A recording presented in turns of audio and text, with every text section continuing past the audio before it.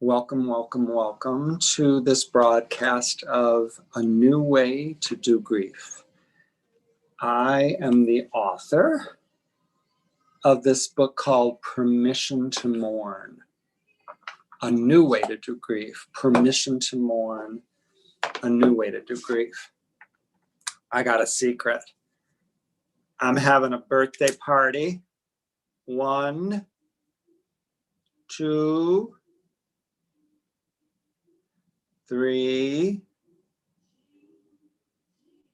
4, 5, 6. Whoops, 6. This book, Permission to Mourn, was published 6 years ago yesterday. Happy 6th birthday to Permission to Mourn, A New Way to Do Grief. This book is more popular. It's more vibrant. It is more alive today than it was 6 years ago. When I was writing it, I literally said to the universe, open my heart, open my mind, open my eyes, open my ears, help me connect. Help me connect with all the people that will read it throughout the ages, throughout the next 6 years, the next 12 years, the next 36 years, and allow them to pull through me what it is they need to hear. Happy birthday, Permission to Mourn. You have touched many, many, many, many lives all over the world. I'm really happy to share with you that I'm working on the audio version. Folks have asked me about the audio version for years. It's done. It's being mixed and sounded and tinkered with so that the quality is superb. I'm also almost done with the workbook that will accompany Permission to Mourn. What I love about the workbook is a reflection of who I am today in November of 2020. It's not a reflection of who I was in November of 2016 when Permission to Mourn came out. So one of the things that I did that is very noticeable is that I changed the definition of grief, because I firmly believe that's my job to grow and expand, open my heart, pay attention to the experiences that life has given me. And my new definition of grief is that grief is the internal, automatic, learned response to the end of a dream. That's one of the things you'll notice in the audiobook and in the workbook. The workbook is divided into 22 chapters. I very thoughtfully, very mindfully, very methodically pose questions that will help you go deeper and deeper and deeper and deeper into the work so that you can heal, so that you can work on healing what you believe is your broken life, your broken heart, your broken dreams. The way I would describe it is it's as if you're getting 22 one-on-one coaching sessions with me. If you really work the program, that's what the experience will be like. So you can use the workbook one-on-one. If you're in small groups, if you're hospice, your church, you yourself have a group of people that you've brought together. If you're in a high school, if you're in a college, if it's an adult education class, and you want to read the book together, listen to the audio together, and really work the material, through that workbook. It's all there. So I'm excited. I'm really, really excited to get that out. I'm going to bring my co-host Jessica in and see. Hey there, you are sideways, my dear. Hello. And you're radiant. You're radiantly sideways. I am. Let me see. Hold on. Hang with me 1 second. There we go. There you are. There you are. How are you? Did you see my little birthday celebration? No. So yes, I'll do it again then. 1, 2, 3, 4, 5. I'm like a little kid. I love. I know. And rightfully so.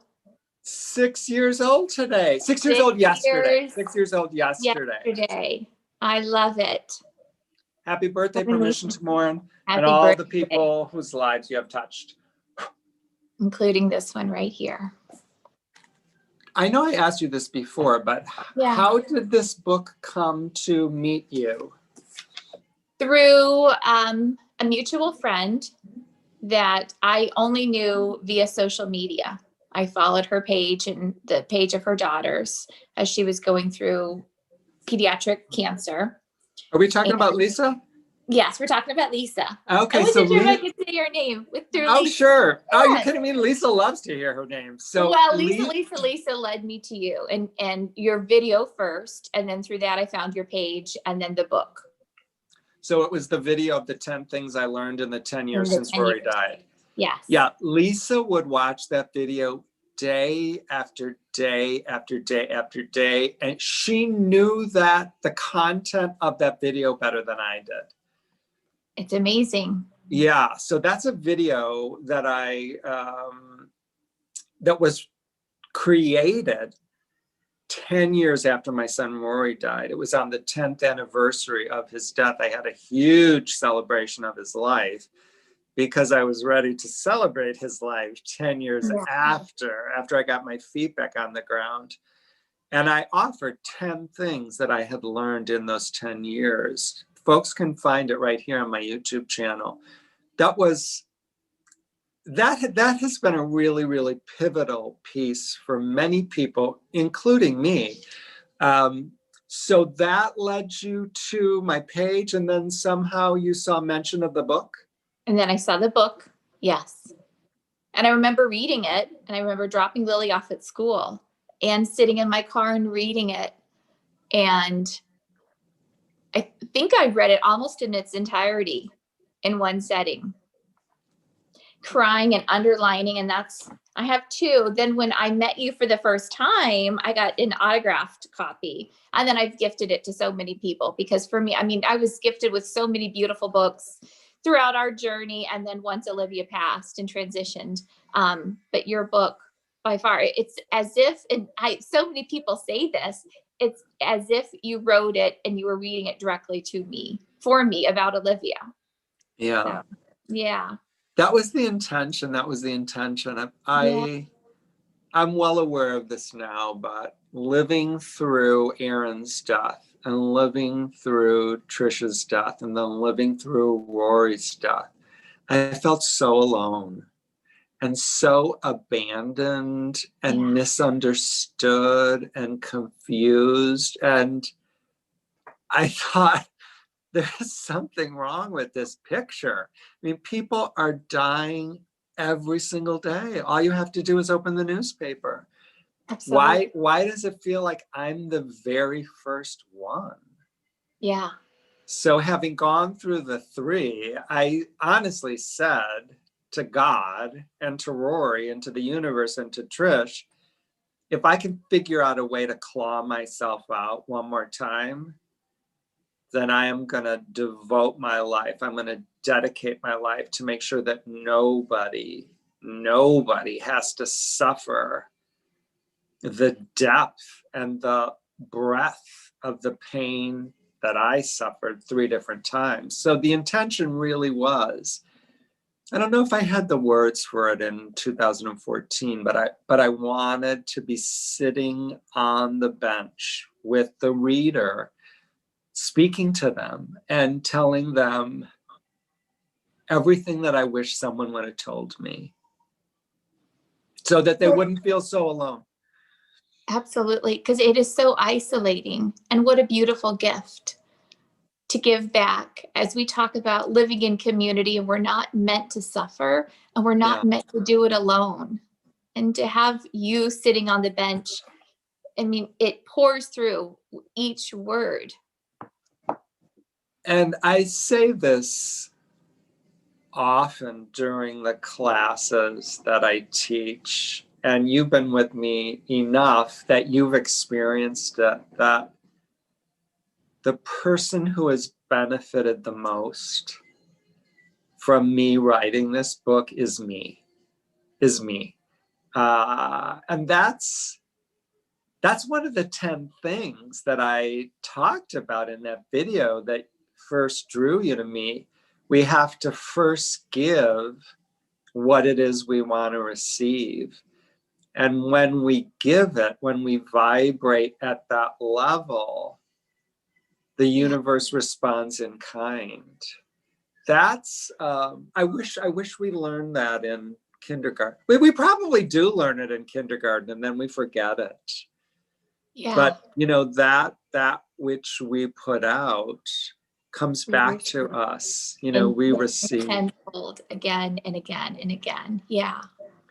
So I asked you ahead of time if you would be willing to read to us the chapter that has spoken to you the deepest, the most, and then if you could explain to us why you picked that chapter. Absolutely. Well, it's hard, and depending on kind of what phase we're in life, each one resonates differently. But I chose your chapter 12, Miracles, and a Shift in Perception. Do you want me to read it in its entirety? Yeah. Okay. I feel like I'm with my class of kiddos. If you are like me, you have prayed for a miracle or many miracles. Perhaps like me, you've tried to use the power of prayer to change the mind of God more than once. That's what I thought a miracle was, saying the right prayer at the right time in the right way with the right people to get God to see things my way and the direction life was moving in. I wanted God to do life my way. I would guess that you wanted that too. On July 18th, 1990, as my 18-month-old daughter, Erin, lay strapped in an ICU crib at Rush Press St. Luke's Medical Center on Chicago's West Side, about to undergo dialysis for her just diagnosed hemolytic uremic syndrome, I prayed, and I prayed hard for a miraculous, complete, speedy recovery so that life could get back to normal, so that we could be a family again. My daughter, Erin, was dead within a few hours. On New Year's Eve, 1998, as my 43-year-old wife, Trish, lay in an ICU bed at Oak Park Hospital in Oak Park, Illinois, hooked to a ventilator, I prayed that God would miraculously and spontaneously heal her. She would get back home and continue raising our two sons, 3-year-old Sean and 7-year-old Rory, so that we could get back to living the life we had worked so damned hard to create following the death of our daughter, Erin. Within hours, my wife was dead on New Year's Day, 1999. And in the winter of 2005, as I flew my 13-year-old son, Rory, to Houston, Texas, to try an experimental, controversial, incredibly expensive treatment for the brain cancer that he had been diagnosed just a few short weeks earlier, I pray that we would be the exception. I pray that God would use us to show the power of prayer to change outcomes. I prayed that this most amazing boy with the terminal brain cancer and the dead older sister and the dead mother would recover. My son died on February 22nd, 2005. If you are like me, you have prayed for a miracle. We each have our own story, and we hold on to these beliefs about our stories, beliefs that cause us incredible pain. Beliefs such as, he was stolen from me.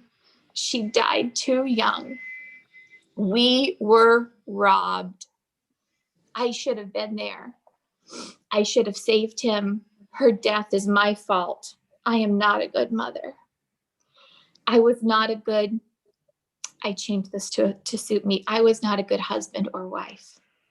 I will never be happy again. There will always be a great big hole. Perhaps you are holding on to some of these painful beliefs or other similar painful beliefs.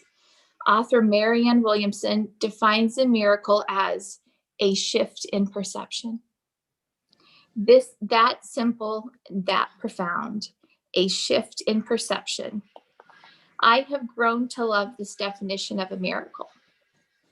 This definition of a miracle gives meaning to my prayer, not to change the perfect mind of God, but rather to change me, my perception.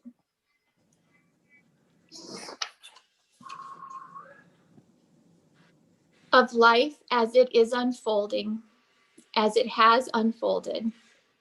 So the miracle for me is questioning my beliefs that I hold on to that cause me pain. And I ask myself, is it true that he was stolen from me? That she died too young? That we were robbed? That I should have been there? That I could have saved him? That her death was my fault? That I'm not a good mother? That I am not a good husband? That I will never be happy again? That there will always be a great big hole? Or is there another way of looking at life, at my beliefs, at my life, about my story, a less painful way? Can a miracle occur? Can I shift my perception about what happened? So when you pray, if you pray, consider praying for that, for a miracle, for a shift in perception, but only if you want to make peace with your life, and only if you want to learn how to live a full, joy-filled life with the death of your beloved. Pray for a miracle. Pray for a shift in perception, yours. And that is a miracle. That's beautiful. I can never read a passage out of the book without. That's a beautiful, beautiful, beautiful chapter. Wow. It's amazing. It's life-changing, life-altering. I'm living example of that. In the very first time I read it, I shifted, and I continue to shift. But nobody had ever allowed me to think that way. I was stuck in that we were robbed. I'll never hold her children. She'll never grow up. She never got to experience a full life. The old storyline. I had never been introduced to a shift in perception that we did receive our miracle. The miracle was that she came. And then I could create a new story. Yeah. Well, and the miracle is that, contrary to popular belief, she's never really left. Yeah. That she's right here. So it's hard. I mean, just to choose one chapter, that for me, I go back to it over and over and over again. But it's a powerful chapter, particularly for these times that we're living in. I do believe that we each get to choose our version of God. I believe that we're loved so much. God doesn't care what we call it. God doesn't care if we refer to it as a man or a woman or it or they. Because I've chosen to believe that God is love. And I love what Richard Rohr says, that we become the God we worship. And because I've suffered enough and I just want to create peace for myself, I hold the broadest vision, welcoming of the God of love. Mhm. So it is impossible for me to believe that the perfect mind of the God of infinite love is making a mistake. Absolutely. With the death by glioblastoma, the removal of the left temporal lobe of my son Rory, with this thing called the presidential election that's ripping the United States apart if we allow it, with this thing called the coronavirus. I mean, the perfect mind of God is lovingly holding all of that. That's what I choose to believe. Absolutely. He doesn't make a mistake. It's a And game that's changer. I mean, it's a total game changer. How has the chapter colored or shifted the experience that you're having right now as a single mom with the coronavirus, with the possibility of school shutting down, as we're going into this thing called Thanksgiving, and we're supposed to be grateful? right. Christmas is going to be different. I know that there's millions of people saying 2020 has sucked, 2021 is going to suck even more. They're vibrating at lack and fear, not knowing that when we vibrate at lack and fear, we're going to draw more, we're going to draw More more, and we're going more to draw in. more. So it's going to be this self-fulfilling prophecy. Life sucks. Life sucks. I told you it sucks. Well, yeah, that's what you're co-creating. Right. But for most of us, until we've suffered to an nth degree, we're not willing to get off the dime and change. So this new awareness that a miracle is a shift in perception, how is that shifting your current experience? Well, all of it, especially as, grief comes in two parts. It's first, it's the loss of the physical presence of our loved one, and then it's rebuilding a life. And that's what Lily and I are doing. We're a family of two, and limiting belief systems. The old storyline is, oh, there's only two of us, or there's the shift in, but we're still a beautiful family. We have each other, and we're enough. See, when I And think it's of my empowering. family, I'm a family of 5, and 2 of us happen to be walking on this earth in our physical bodies. I love that. Yeah, I love that. I mean, we still call ourselves the Three Musketeers. Olivia's part of all of our experiences. She's on every wall in our home. But as we make our new way, we just had our family photos done, the 2 of us and we had some with Olivia's photograph. So it's shifting into, instead of focusing on the lack and the old storyline, it's really embracing the new with positivity, with love, and with grace. And if I can trust God with the really, really big stuff, Olivia's diagnosis, her death, I can handle coronavirus. I can handle this next phase in life. It's shifting, it's surrendering and believing that God is good and working for us and not against us. And in that same vein, life is working for us. It's not happening to us, it's happening for us. And I think, based on my experience, when someone we love dies and someone suggests gratitude, I think it's normal for the initial response to be, you have to be kidding me. What do I have to be grateful for? Yeah. And I think, based on my experience, if we can start really, really small, I'm grateful I still have my eyesight. I have electricity, and that allows me to connect with you. I have some type of device I have enough money to pay for Wi-Fi. I can still hear you. My hands, I mean, it's those little, I have a Yeah. sweater. I have this thing called a thermostat, and I can press it so it's warmer. Yes, I can go outside and I can stand in the sunlight and I can feel that on my skin and I can let that warm me from within. Yeah. The small things, absolutely, especially in the beginning or on a really rough day. Just And being grateful. sometimes for me it was, I'm so damn glad the day's over. Yeah. And I have a reason or I have an excuse to go to bed versus just wanting to lay in bed all day. And I have a bed.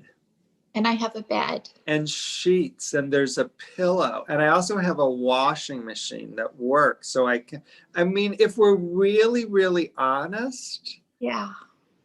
most of the folks listening to this, either live or on the recording, we are better situated to live our lives than 95% of all human beings, Right. because of the material things that we do possess. And don't kid yourself. The families in India that I walked with, they experienced death too. I mean, they experience the end of more dreams than we can imagine. And they are living with a fraction of what we have. But the vast majority of them don't have running water. Right. And they don't have clean water. So I'm not trying to shame anybody, but I'm trying to let's look at life honestly. Yes, I have a dead kid. Yes, I have a dead husband or a dead wife. It's not either or. And I do have a furnace that works. Absolutely. So many things to be grateful, even if we have to start at the elements, the basic elements that we have in life that give us comfort and security, safety. And when we tune in, we realize that when I'm grateful for the furnace that works, and I'm grateful that I have shoes without holes, and I have clean underwear, and I can hear, and my eyes still work, I'm raising my vibrational level up a little bit. And then I can look around. Oh, the sun's shining today. I'm going to go outside. My kid's still dead, but shit, I can feel the warmth on my face. Oh, I think I heard a bird. I used to like birds. In fact, I like turkey. Thanksgiving's coming. I don't have to be with any of my icky family. Yay! So it's a process. It's like I'm consciously moving up the ladder, moving up the ladder, moving up the ladder. Why? Because like energy attracts like energy. Now, anyone that knows me knows I was joking about not being with my family at Thanksgiving. What are you doing? What are you doing for Thanksgiving? I still don't know. I don't know. So Lily and I, we were just retested today for the virus. So I think we're like, if we are positive, then we're going to have to quarantine. And so I'm really not sure what we're going to do. So you have been exposed to the virus. We have been exposed. We've been quarantining anyway. So we tested negative a week ago. Last Thursday we tested and we found out within a day or two that we were both negative. But since then we've developed some symptoms, which could be seasonal allergies. It could just be the common cold. We don't know. That's the craziness that is life. And you get a little tickle. And then we're also, because we're now in the system, we have a daily email that comes out that we track our symptoms. And we're supposed to be checking our temperature a couple times a day, which we have been. So yeah, we have some of the symptoms on the list. Lily can't taste or smell anything, which is really frustrating for her. That's kind of the worst one at the moment. So we'll see. Hopefully we find out before the weekend. So I am well aware that all over the country and all over the globe, people are dying. Most of them alone Yeah. from the virus. And I do not want to make light of that in any way, shape, or form. Absolutely. And I'm curious, when it was suggested that you might have been exposed, or you were exposed, and that you might actually have the virus, what was your initial feeling response to that news? My initial response is already having a child that passed in my arms. I am very, very aware of things that can happen, things that can go wrong. However, I know that people are dying from this. I do know many people, well, not many, I know a good handful of people that have had it and that have made a full recovery. So that gives me a lot of reassurance. Last spring, when we first heard about the coronavirus, I was, along with most other people, I was panicking. I was really, really, really, really worried. I'm not in full panic mode now. I know the vitamins that we need to take. That is not a guarantee, but just helps your immune system along with your kind of building up the antibodies. So I'm not as concerned as I would have been 6 months ago, long story short.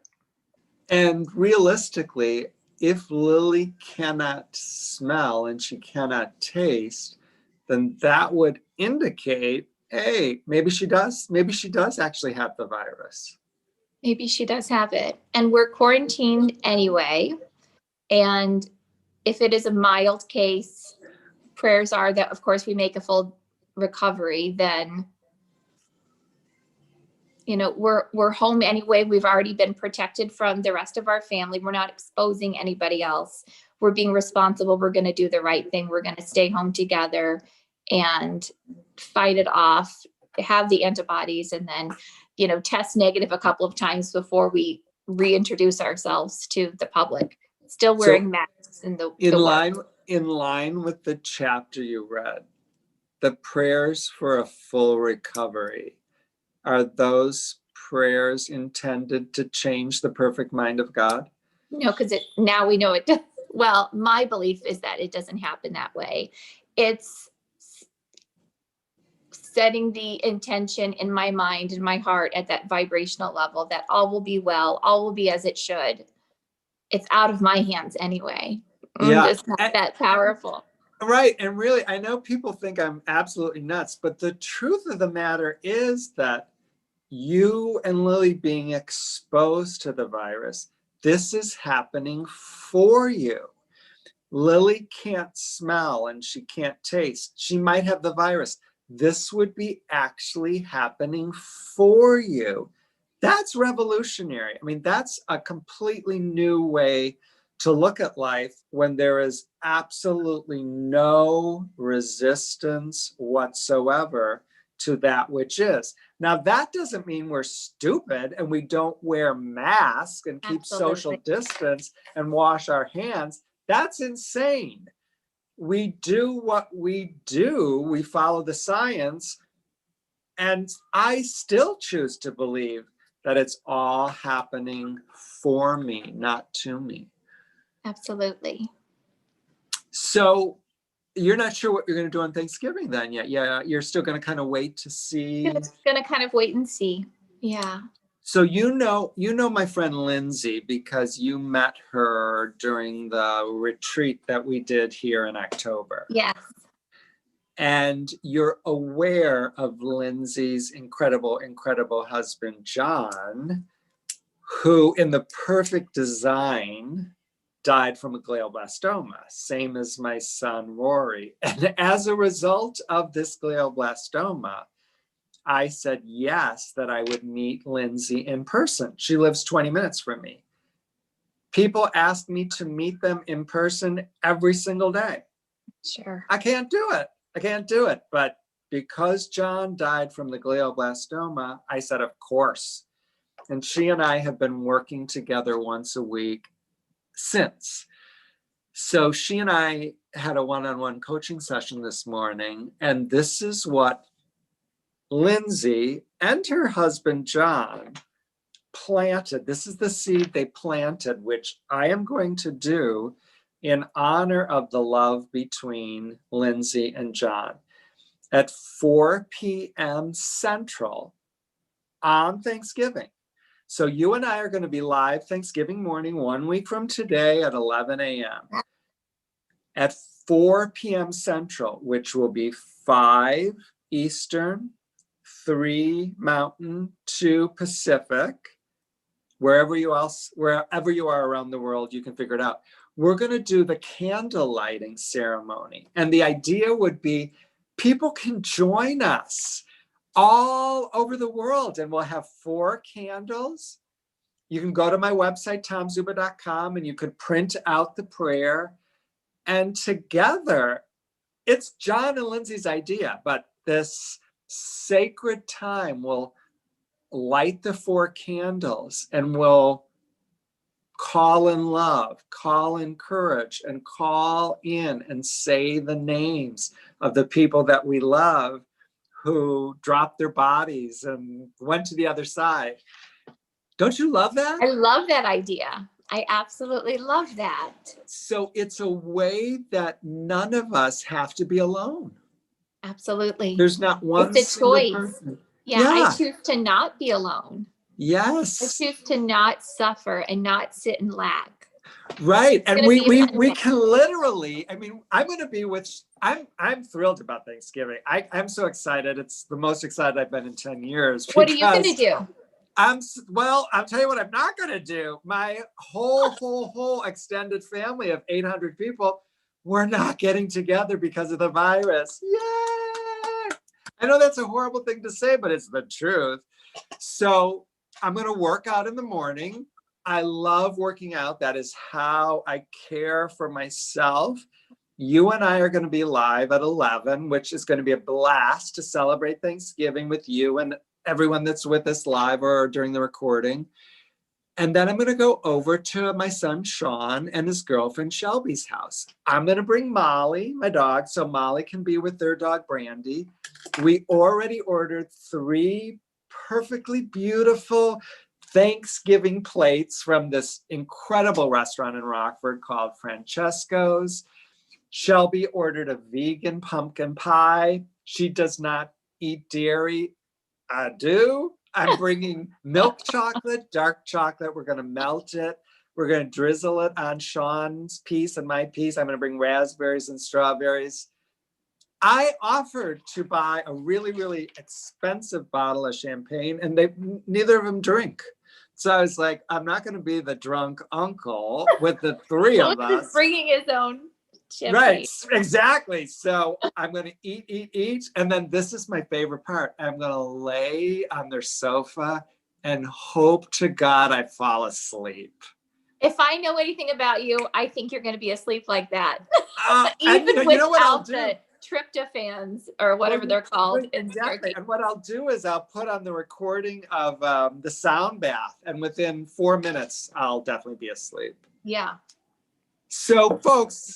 Sounds pretty fun and perfect. Plan to join us 4 p.m. Central on, I'm not here on YouTube, on my Facebook page, on Tom Zuba Teaches a New Way to Degree, 4 p.m. Central. Go to tomzuba.com, download, if you want, the ceremony, the prayer ceremony for Thanksgiving. I'll share a link. So I'm really, really excited about our guest. You are going to love Laura, Jessica. Ooh. I met Laura shortly after her husband died. Her husband died in 2014, and she's a storyteller. And there's a chapter in my book. It's chapter,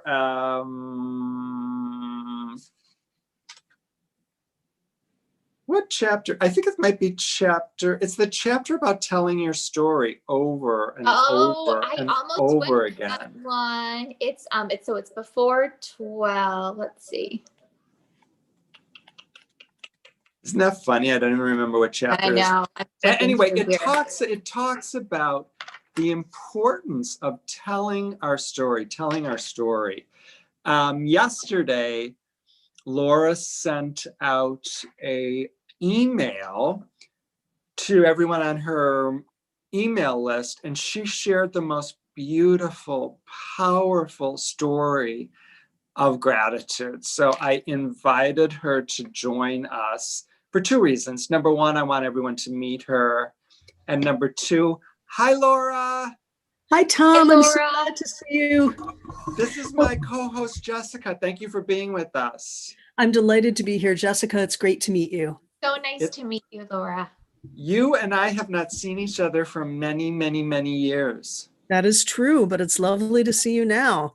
It's nice to see you. So you described yourself as a storyteller, a writer, a coach, and my favorite, a real-time dreamer. That is true. So I am a professional storyteller. I get up on stage and I share stories. I write. I have authored a book about storytelling, and although I can't tell you the specifics, I've ghostwritten a bunch of stuff. I coach. I help people think about their stories, and that ranges from people who want to perform them to people who want to understand their story just so they can have a fuller life, to executives, to all different kinds of people. And I am a real-time dreamer because I believe passionately in the power of dreams and dreaming, but I also believe that we need to ground that in who and where we are now and find ways to make it true in this time and not just have it diffuse, it'll happen sometime. Tell us the name of your book and how folks can find it.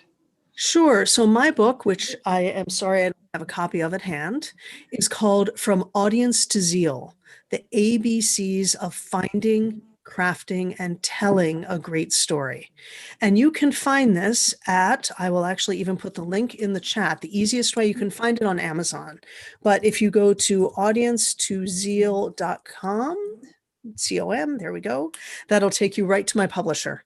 And you can also find the accompanying workbook there. So it's a book all about how to craft and tell stories, but it's also very much a memoir. It was based on the novel, the model of Bird by Bird, which you may have read, by Anne Lamott, which is a writing memoir. But it's also owning that we cannot share our stories if we don't share who we are. So some of who I am is shared in that book as well. Do you think there's a fear among many, many people of actually showing and telling who they are? Oh my goodness, yes. And what are they afraid of? I think that when we show and tell who we are vulnerable, or we fear we may be vulnerable. And vulnerability, I think a lot of people view as a negative. But in fact, when we let ourselves be vulnerable, be seen, then others recognize that they are not alone in their journey. We have a chance to connect far more deeply, and it builds relationships with a much stronger foundation, whatever that relationship may be. So I think many people are afraid, but I know that when I've seen people share their story authentically, miraculous things can happen. And when you authentically, honestly, vulnerably share your story, you give me permission to do the same. Exactly. Yes. So I love this concept of dreaming. I'm a huge fan of dreaming as well. What would you say is your dream for 2021 for yourself? That's a complicated and excellent question, Tom. Thank you. The first word that came into my head, quite honestly, is recovery. 2020 has been a very hard year for many of us. And for those of us who have experienced significant loss, there are ways in which this year has heightened our experience of grief. So I need some time to catch my breath. But that being said, that also includes empowering others to do the same, inviting all of us to take these good breaths together. And then honestly, I would love to share my work more broadly, share my stories, my coaching, my book, and continue on this path of trying to create a more interconnected and authentic world. How do people find you? How do they reach you? That is easy. You can find me at Laura Packer, LauraPacker.com. And you can find my book and other resources there. And you identify yourself as a coach. So I'm a coach as well. What would someone be hoping that you could help them with that would approach you about the possibility of you being their coach? Sure. If someone is looking for a way to discern their own voice in the midst of the crowd, we all have stories to tell, but I think many of us worry that our stories are like other people's or question who may want to hear it. I can help you do that. I can help you find your voice.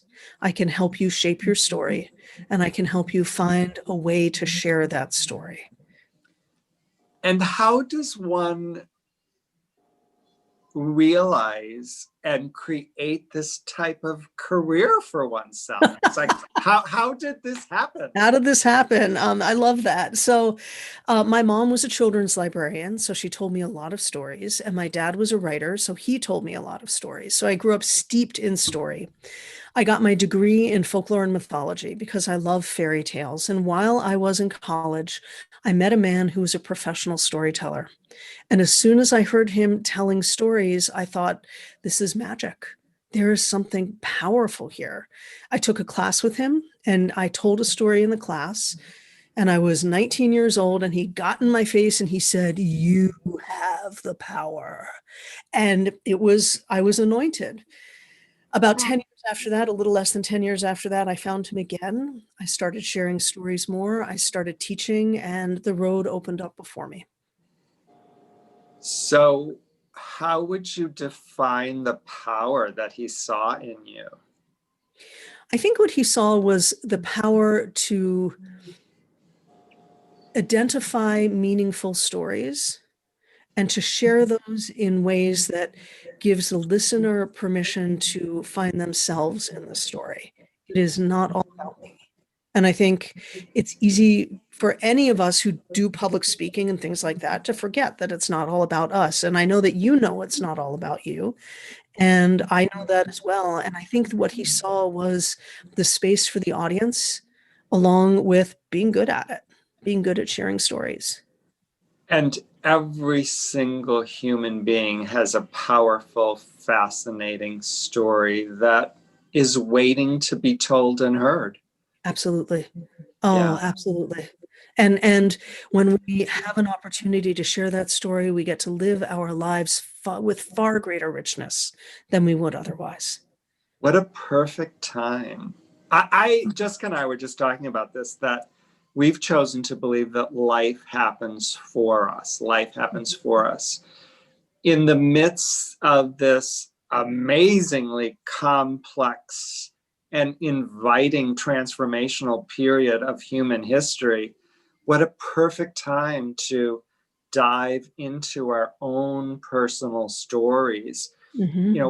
find ourselves, connect with ourselves, and share our true selves with a wanting, waiting, hungry world. Oh, yes. Yes. Yeah. And I love.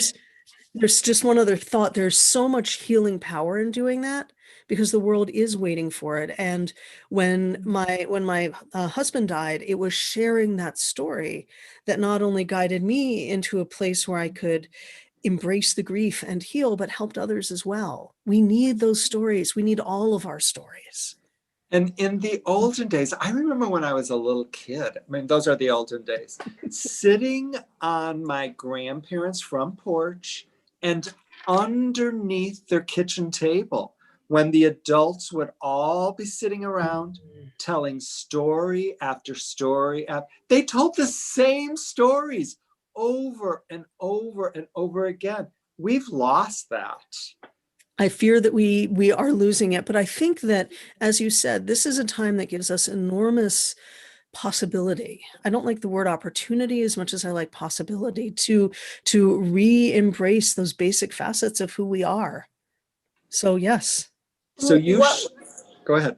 Oh, sorry. So Laura, as you describe that, especially since we're all now given this pause, this breath of, slowing down and staying at home again, what are some good, concrete, tangible ways that we can start to reincorporate some of the storytelling back into our families? And that's a lovely question. So with Thanksgiving coming up, I know that most of us will be having a different kind of Thanksgiving this year because we're staying home to keep each other safe. yeah, But when you have that Zoom call, ask your grandma or your dad or your cousin to tell you a story. And then when they tell you that story, just listen to them. Don't interrupt.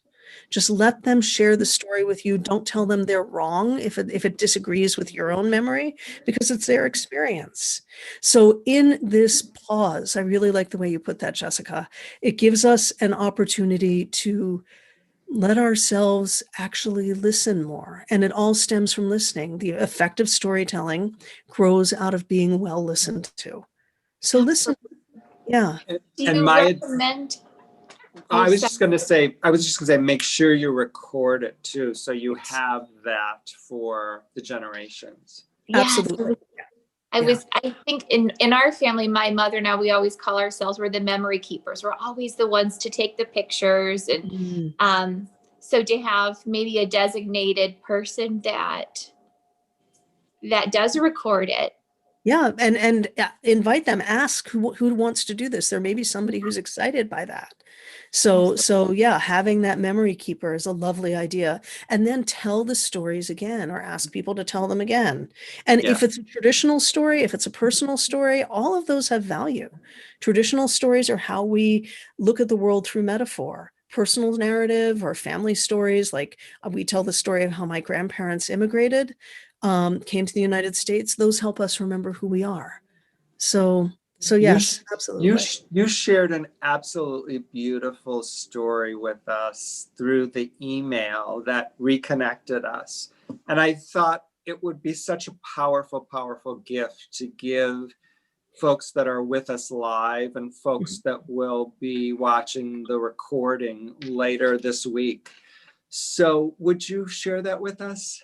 I would love to. Thank you for asking, Tom. Absolutely. So this story is a traditional story. So it speaks in metaphor, though really it's not very subtle at all. There are versions of the story told around the world, and this is my version. There was once a man walking down a long and dusty road. Why he was on that road, I do not know. But what I do know is that as he walked, he looked at the world around him. And when the road went around a curve, there he saw something he had never seen before. An enormous serpent, black and hissing, coiled around the rock. And when he looked a little closer, from a good distance away, he saw that the serpent's tail was caught underneath the great rock. Well, the man was about to turn and run because serpents are frightening things, but the snake said to him, "Man, free me." And the man said, "Why should I free you? You're a snake. You will try and harm me if I do." And the snake said, "Man, free me. It will be good." And so the man did. With a great heave, he pushed the rock off the snake's tail, and the great snake slithered off to the other side of the road and curled around on itself, and then lifted up its great head and said to the man, "Thank you, man. And now I am so hungry, I shall eat you." And the man said, "But you said it would be good, that you would not harm me." And the snake said, "But I am hungry. It is what it is."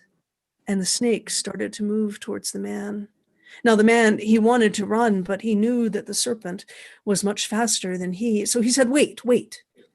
Would it not be fair to ask other creatures, other people passing by, what they think should happen? Is gratitude not something worth considering? And the snake thought for a moment and then bowed its great head. "Very well," it said. "We shall ask the next 3 who will come by." And so they sat and waited. After not very long, an old dog came around the curve and padded into view. His back was swayed, his head was down, his tail was dragging. And when he came up to him, the man said, "Dog, please, may we ask you a question?" And the dog nodded. And the man explained what had happened about the serpent and the rock, and is gratitude not warranted? And the dog, in his own doggy way, laughed and then said, "Men know nothing of gratitude.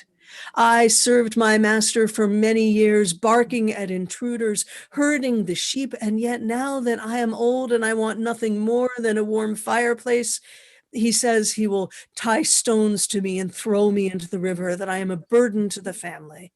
No, men know nothing of gratitude. Snake, you should eat him." And the snake was greatly pleased. The dog sat down with them to see what would happen next. And soon enough, there was a horse clip-clopping its way around the curve. And they again explained to the horse what had happened and asked the horse what she thought should be. And the horse, she neighed out her laughter. "People know nothing of gratitude," she said. "I have pulled the plow. I have carried my family. I have done so much for them. But now that I am old, they want to send me away to a factory where I will be turned into glue. Snake, you should eat him." And the snake reared up, greatly pleased with himself. But the man, in a panic, said, "No, wait, Snake. We said there would be 3 judges. We have only heard from 2. And the snake replied, "It does not matter what the third says, man." And the man replied, "I know, but perhaps the third will have something to say that will change your mind." And so they waited, the snake, the man, the dog, and the horse. And after not too long, a fox came trotting around that bend, and they laid out their case to the fox. And then the fox said, wait, I'm confused. So tell it to me again." And they did.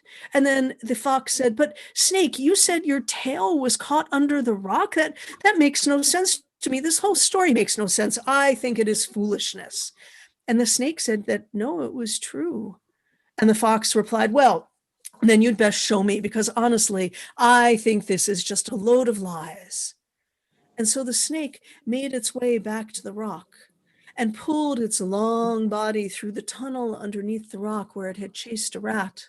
And when it had pulled itself most of the way through, the tunnel did what tunnels do and collapsed upon the snake again, pinning him there by the weight of the rock.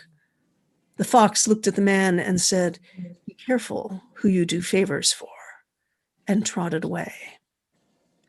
Now, many versions of this folktale end here, but I don't particularly like this ending. And other versions say that the man promised the fox 2 plump chickens in reward for his help, but then when they got to his farm, the man fooled the fox and the fox was killed.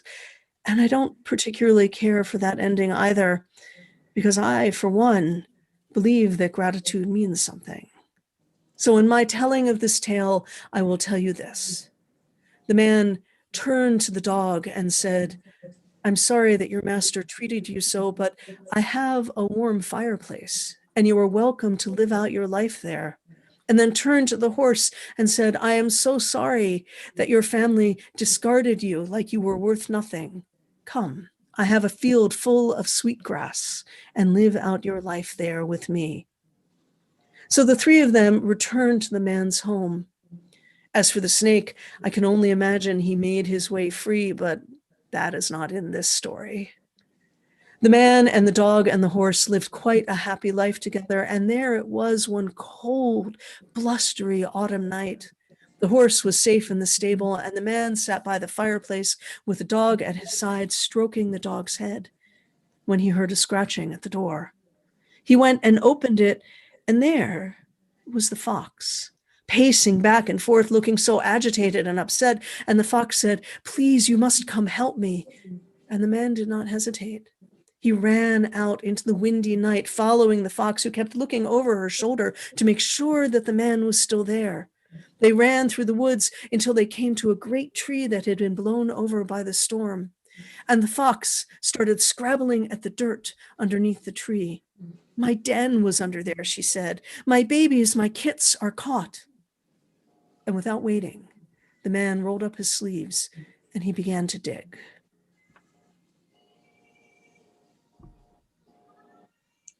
Talk about a shift in perception. Yeah. The miracle. Yeah. It's And they're incredible. all around us. What were you going to say, Jessica? I'm sorry. It's incredible. I forgot that I was on a Zoom and I was so enraptured with your story. Thank So- you. You have a So, gift. Laura, you are clear why you came to this planet. I came to this planet to listen and to help others share their stories and to share my own and to help build peace. Thank you for being with us today. How do people connect with you? You can find me at laurapacker.com, and you can find my contact information about free storytelling shows that I do twice a week on Facebook, and all different kinds of other things. Tom, Jessica, thank you so much for inviting me here today. You're Thank you so welcome. much, Thank Laura. you thank you for sharing your gift. Thank you for helping everyone that listens have a new kind of Thanksgiving. I really, really appreciate who you are in the world and the fact that you're stepping up and being you. You give us permission to be us. Thank you, Tom. Happy Thanksgiving. And to you too. Take All care, right. everybody. Thank Bye, you. Jessica. Thank you. Enjoy the rest of Bye. the day. Be safe, Okay. everyone.